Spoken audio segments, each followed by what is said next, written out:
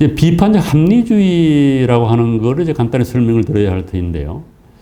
우리 비판을 조금 달리 생각을 해야 돼. 우리는 남을 욕하는 거, 이거 비난 비판을 잘 구분 못해서 문제가 크리티컬이라고 하는 크리티컬 싱킹 이렇게 하는데 이거는 자꾸 부정적인 생각들을 많이 해요. 남이 뭐 얘기하면 반박하는 거. 이게 그런 의미는 아니고 합당한 이유를 찾아가는 것, 내 말이 얼마나 맞는가를 스스로 반성하는 것, 또 남의 말을 좀 긍정적으로 인정하면서도 문제점을 찾아내려고 노력하는 것, 뭐 그런 의미인 것 같아요. 크리티컬 싱킹이라고 하는 것은 논리적 사고 이런 것. 그래서 포파는 아주 분명하게 얘기를 하면 나는 합리주의자다. 내가 의미한 합리주의자는 세계를 이해하고, 이거 대단히 중요한 거죠. 세계를 이해하고 물리적 세계뿐 아니라 사회적 세계도 해당이 됩니다. 다른 사람과의 논쟁을 통해서 배우려는 사람이다. 이 배우려는 사람의 포인트가 있는 거예요. 배우려는 사람이다. 다른 사람의 이 얘기를 들어보면은 나의 생각을 알 수 있을 거 아니겠습니까? 내가 잘못이고 내가 옳을 수도 있다. 내가 잘못이고 내가 옳을 수도 있다. 물론 그 반대도 되죠. 내가 옳고 네가 잘못일 수도 있다. 그러나 노력함으로써 같이 노력하는 거예요. 우리는 진리에 더 가까이 갈 수가 있다. 그래서 목적은 서로가 상대방의 이 얘기를 들어서 자기 생각을 키우는 겁니다. 그래서 점점 더 지식이 진보해서 진리에 가까이 간다. 그러나 진리에 도달하지는 못합니다. 도달하면 안 돼요. 그래서 진리는 하나의 규범적 개념이라고 볼 수가 있습니다. 그런데 포파도 그런 얘기를 해요. 그러나 실질적으로는 우리는 아무도 설명하지 못한다. 논쟁을 통해서는. 다만 뭘 할 뿐이다. 자기의 생각을 더 강화할 뿐이다. 그래서 점점 더 상대방을 통해 자기의 이론의 단점을 알고 약점을 알아서 그것을 보충한다는 거예요. 설득되긴 사실이 힘들어요. 그래서 마르크스주의하고 논쟁을 하면 서로 강화되는 겁니다. 비판적 합리주의, 포파가 반대해. 그래서 점점 더 자기 이론을 세련화시키는 작업이다. 그런 얘기라고도 볼 수가 있습니다. 그래서 대부분의 경우는 학자들 세계는 논쟁을 통해서 자기 이론을 포기하는 경우는 거의 없어요. 오히려 자기 이론을 점점 더 단단하게 만들어간다. 이렇게 볼 수도 있습니다. 그래서 비판이라고 하는 건 지식 성장의 도구다. 그리고 비판적 방법을 의식적으로 채용한다. 이게 대단히 중요한 지적입니다. 의식적으로 채용한다. 비판하리는 비판하려고 하는 열의를 가지고 있고 비판받으려고 하는 용기가 있다. 용의가 있다. 그래서 열의와 용의. 그래서 이거는 결국은 인간은 배워나간다. 자기를 대상함으로써 배워나간다. 뭐 이런 것이 이제 비판적 합리주의자고, 이제 이런 것에 가장 방해가 되는 요소가 뭔가 하면은 말은 사람이라고 하는 거예요. 말은 사람이다. 우리 그렇게 믿잖아요. 그 사람의 말은 그 사람이다. 그 사람의 말을 들으면은 그 사람을 알 수가 있다. 이렇게 얘기하잖아요. 근데 이건 대단히 비판적 합리주의하고는 맞지 않는 생각입니다. 포파는 말과 사람을 구분해야 된다고 얘기를 해요. 말과 사람을 구분해야 된다. 그래서 말은 계속 성장하는 겁니다. 말은 지식이에요. 글로 표현되고 언어로 표현되죠. 그런데 우리는 이걸 자꾸 이렇게 썩다 보니까 어떤 문제가 생기는가 하면 그 사람의 말을 비판하면 저놈이 나를 비판하고 이렇게 생각을 해요. 은수가 되는 거예요. 그리고 독재자들도 뭐예요?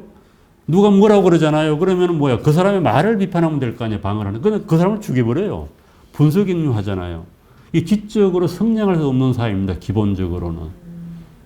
그래서 저는 말과 사람을 좀 분리해서 봐야 된다. 그런데 이게 참 우리 사회에서 안 맥혀요. 어느 사회나 똑같을 겁니다. 그래서 나는 네 말을 비판하는 것이 너를 비판하는 것은 아니라 너는 인간적으로 너를 존중한다. 그런데 우린 그렇게 안 되거든요. 누가 뭐 말을 얘기하면 되게 은수가 져요. 그래서 이거 참 힘든 얘기다. 그래서 포파는 이 자유민주사회의 특징은 말이 죽는 사회다. 사람이 죽는 사회가 아니다. 그래서 말을 죽이지 사람을 죽이지 않는다. 이렇게 얘기를 해요. 옛날 같으면 뭐예요? 말하면 잘못하면 다 사람을 죽여버리잖아요. 그래서 이것이 자유민주사회가 발전한 것이다. 이런 얘기를 합니다. 그래서 끊임없이 우리는 기록을 안 남기려고 하는 이유도 거기 있는 거 아니겠어요? 그냥 옛날에 다 죽여버리니까. 그래서 이 성장한다는 게 참 힘든 얘기입니다. 포파가 뭐 말은 이렇게 뭐 자기는 대단히 독단적이었다고 얘기를 해요. 자기 이야기 비판하면은 뭐 얼굴에 불을 켜 열을 받고 그랬다고 하는데 뭐 그럴 수도 있겠죠. 그러나 말과 사람을 구분해서 보면 포파를 이해할 수 있겠다라고 하는 생각이 들기도 합니다. 이거는 1982년에 이제 한 얘기인데요. 이게 제가 주례사 같은 얘기라서 포파의 어떤 핵심적인 얘기를 담고 있습니다. 그래서 제가 자주 인용하는 겁니다. 과학 또는 철학으로 나아가는 길은 하나뿐이다. 문제와 만나고 그 문제에서 아름다움을 찾아내고 그 문제와 사랑에 빠져라. 이래 되면 이제 이혼당하기 딱 맞는 거죠. 문제를 사랑하지 말고 사람을 사랑해야 되는데 만일 더 매혹적인 문제와 만나지 않거나 그 문제가 해결되지 않았다면 죽음이 당신을 그 문제와 갈라놓을 때까지 그 문제와 결혼하고 행복하게 살아라. 그리고 우리가 문제 하나 붙들고 해결할 그렇게 노력하라는 거예요. 재미있는 주례사 같은 말입니다.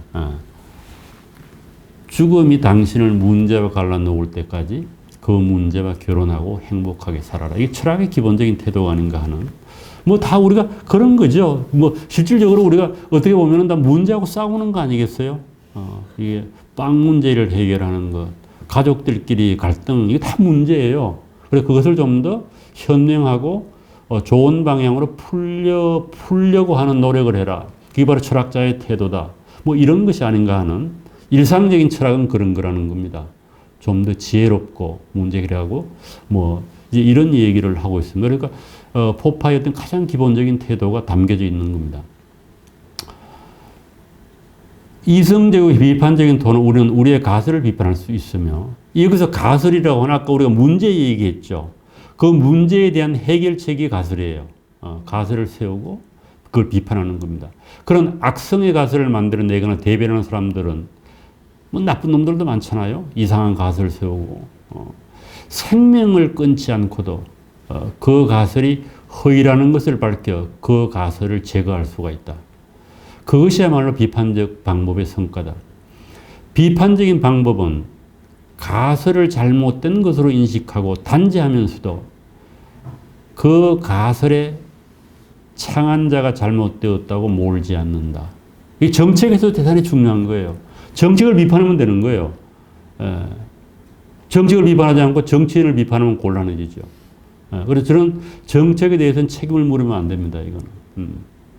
요즘 뭐 적폐 이게 다 어떻게 보면은 그 구분을 못해서 나오는 얘기가 아닌가 하는 그런 생각이 들기도 합니다. 그래서 결국 인간이 뭐냐? 인간이 뭐냐? 라고 하는 게 포파는 문제 해결자다. 이렇게 얘기를 합니다. 문제 해결자다.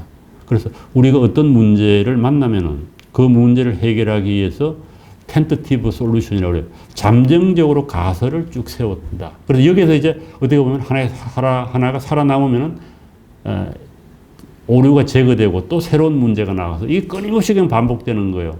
문제 풀고 나면 또 문제가 발생. 이거 이제 인간이 살아가는 방식이고 지식이 발전하는 방식이다. 뭐 그런 얘기가 될 것 같습니다. 또 문제 또 해결하면 또 문제가 나오잖아요. 그래서 인생은 끊임없이 문제를 해결해가는 과정이다. 이건 뭐 이제 그걸 조금 더 복잡하게 그린 그림입니다. 이건 뭐 복잡하게 지나가고. 그래서 이제 열린사회로 가려고 그러는데 이게 이제 재미있는 얘기는 이런 거예요. 우리는 무엇을 안다는 것하고 무엇을 행한다는 것. 이게 이제 앞에 거 안다는 우리가 인식론의 문제라고 그럽니다. 지식이 무엇이냐? 뭐 이런 거예요. 참이라고 하는 게 뭐냐? 과학적 지식의 특성이 뭐냐? 사회 철학은 사회가 어떻게 작동해야 되는 이런 거겠죠. 이게 개인에게 적용되면은 우리는 어떻게 살아야 하나 이런 문제가 될 거예요. 그래서 이 두 개를 분리해서 볼 수 있습니다. 여러분들이 철학 개론 이제 듣게 철학 여러 가지 이제 분야가 나오지 않습니까? 형이상학, 윤리학, 인식론 나오는데 대개 이제 보면은 거대한 철학자들 이걸 연결시켜 놨어요. 플라톤이 아리스토텔레스. 최근에 오면은 뭐 헤겔 아니면 마르크스. 포파도 똑같습니다. 포파는 과학 철학에서 출발했다고 이 말씀드렸죠. 그런데 그 과학 철학을 그냥 사회에 적용한 거예요. 인식론은 넓은 의미의 이제 인식론의 과학 철학도 인식론의 일부가 되겠죠. 그래서 아주 정학적입니다. 과학 철학에서 이 얘기했던 내용을 사회 문제로 바꾸면 사회 철학이 되는 거예요. 그래서 그 핵심적인 개념이 포파가 과학 철학자로서의 하나의 우뚝 솟을 수 있었던 이유는 지금 생각하면 아주 간단한 거예요. 결국 반정 가능성이라고 하는 말 하나를 만들어낸 겁니다. 반정 가능성. 그래서 우리가 과학이라고 하는 게 뭐냐? 과학적 지식이 뭐냐? 이렇게 물어요. 과학적 지식 우리가 신뢰하잖아요. 과학은 계속 발전하잖아요. 물론 과학을 불신하는 사람도 많습니다만 현대 와서는. 그래서 포파가 너 과학적 지식의 특성이 뭐야? 라고 물으면 그 이전까지 사람들이 과학적 지식은 검증이 가능해. 그것이 옳은지 그른지를 알려고 하면 일단 검증해 보면 돼. 이렇게 얘기했어요. 이 플라톤 이래로. 그래서 모든 까마귀는 검다라고 얘기하지 않습니까? 그리고 모든 철은 열을 받으면 뭐에 팽창하잖아요. 사람도 열을 받으면 팽창하는데. 그게 진리야? 그럼 물으면 그래. 맞아. 열을 한번 가해봐. 이렇게 얘기하는. 그럼 팽창하지 않니? 모든 까마귀가 왜 검다고 얘기해? 그러면 까마귀 잡아서 색깔 보여주는 거예요. 이 까마귀 검잖아. 이게 과학적 지식의 특성이라고 얘기를 했습니다. 이게 소위 말하면 비엔나 서클이 이걸 이제 정형화시킨 거예요. 검증 가능한 지식만이 과학적 지식이다. 그래서 과학적 지식인가 아닌가를 알려고 하면은 어떻게 해라? 검증 가능한지를 살펴라. 이렇게 얘기를 했어요. 그게 맞는 얘기 같기도 하죠. 우리가 다 그렇게 배워요, 책에서. 그런데 논리적으로 문제가 있어요. 논리적으로 문제가 있습니다. 그건 이미 데비드 휴미 지적을 했는데 문제 해결을 못했어요. 그게 뭔가 하면은, 물론 모든 까마귀가 검다고 하는 거는 과학적 지식인가요? 아닌가요? 그 과학적 법칙이라고 보기는 힘들죠. 그럼 보세요. 모든 까마귀는 검다. 이렇게 얘기를 하는 겁니다. 그러면 그거 왜 검어? 그러면 이제 까마귀 색깔을 우리가 이 까마귀, 저 까마귀, 이 까마귀 이렇게 보여주는 거예요. 그런데 문제는 이 까마귀, 저 까마귀가 아니고 모든 까마귀가 검다는 거예요. 그런데 모든 까마귀는 현재 까마귀, 과거의 까마귀, 까마귀 아버지 뱃속에 있는 까마귀, 이게 미래의 까마귀예요. 까지 포함이 되어 있는 거는 그 조사하지 못하잖아요. 미래 시간적. 그래서 논리적으로 문제가 있지 않냐. 왜 모든 까마귀, 모든은 무한대거든요.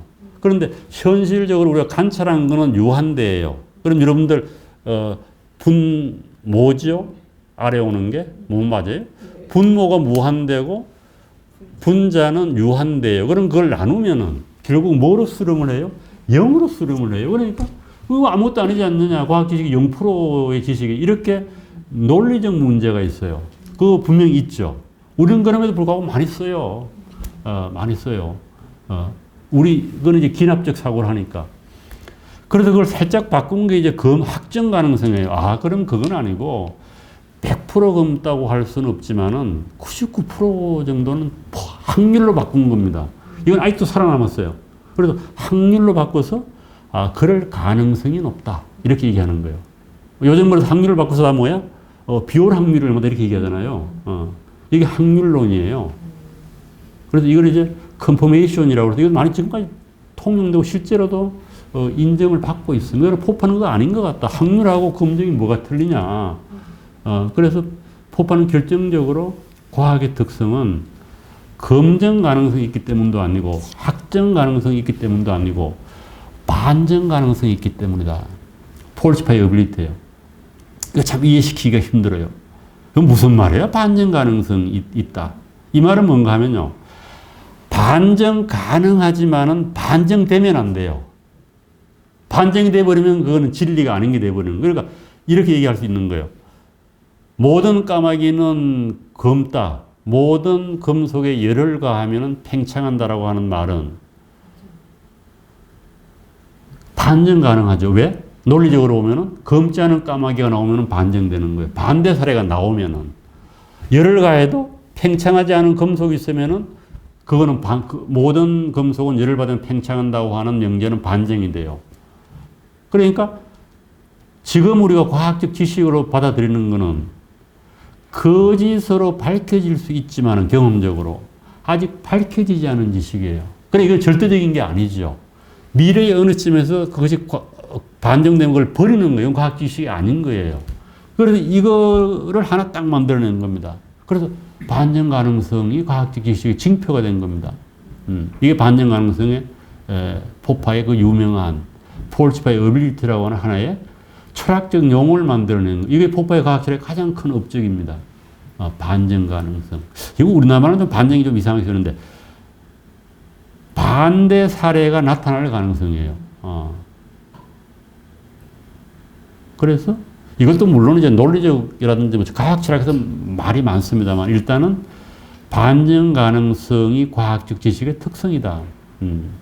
그래서 이걸 디마케이션 프린시플이라고 해서 반증 가능성의 원리. 그래서 과학과 비과학의 구획 기준이다. 이렇게 얘기를 합니다. 제가 그걸 석사 논문으로 쓴 거예요. 구획 기준의 원리. 예. 이렇게 갈라야 되지 않겠어요? 과학적 지식과 비과학적 지식. 여기에 따르면 막스는 비과학적인 거예요. 프로이드의 이론도 비과학적인 거고. 그래서 요 용어 하나로 이제 포파가 유명해졌는데 이거의 기본적인 특성은 지식은 절대적 진리가 아니고 조금씩 성장한다는 거예요. 반증한 이론은 버리고 또 다른 이론은 조금 성장한다. 그래서 지식의 성장 이론이 나오는 겁니다. 끊임없이 지금 성장한다. 그래서 어떤 이론도 최종 진리는 아니다. 이런 얘기를 했습니다. 이게 맞는 얘기죠. 어떤 이론도 최종적 진리로도 신뢰할 수는 없다. 우리가 말할 수 있는 것은 그것이 이제까지의 관찰 사례들이 모두 그것을 지지해주고 있다는 것. 아직 반증 사례가 안 발견됐다고 하는 말을 이렇게 표현하는 거예요. 이제까지 알려진 어떤 이론보다 더 정확하고 더 많은 예측을 해준다는 것 뿐이다. 예측할 수 있죠. 그래서 반증 가능성이 높은 이론일수록 좋은 이론이에요. 그것도 이해가 됩니까? 검증 가능성이 높은 이론일수록 좋지 않은 이론입니다. 이걸 한번 예를 들어 들어볼게요. 대한민국에 비가 올 것이다. 이 명작 일기예보라는 거예요. 대한민국에 비가 올 것이다. 내일 대한민국에 비가 올 것이다. 이건 검증 가능성이 대단히 높은 이론입니다. 그렇죠? 대한민국 어딘가 비가 오면 되는 거예요. 그렇잖아요. 그런데 우리가 원하는 건 뭐야? 특정 지역에 특정 시간에 비가 온다고 하는 예측을 해야 돼요. 그리고 뭐예요? 반증 가능성이 대단히 높아요. 내일 오후 5시에 강남 테헤란로에 비가 올 거야. 이건 대단히 좋은 이론이잖아요. 그런데 반증 가능성이 높아요. 비 안 오면 반증이 되어버리잖아요. 그래서 과학 이론, 좋은 과학 이론은 그런 이론이라는 거예요. 반증 가능성이 높아야 된다. 우리가 필요로 하는 건 그런 거라는 거예요. 그래서 생각을 바꿔준 거죠. 그래서 우리는 검증 가능한 이론은 뭐 많이 얘기할 수가 있어요. 그냥 급 없이. 그러나 언제 어디에서 어떤 사건이 구체적으로 일어날 거라고 하는 예측은 대단히 위험한 예측이에요. 그거 잘못해서 망한 사람들 많잖아요. 그렇잖아요. 금방 반증이 돼버리니까. 그리고 우리 실제적으로 필요한 거는 그런 거예요. 좋은 이론은 그런 겁니다. 그래서 정확한 예측이라고 하는 얘기는 반증될 가능성이 지극히 높은 예측입니다. 그래서 이거 마구 하면 안 돼요. 공인이. 안 맞으면 가는 거야. 그냥. 혹시 맞추면은 대단한 사람, 점쟁이처럼, 유시민처럼. 그렇게 되는 거죠.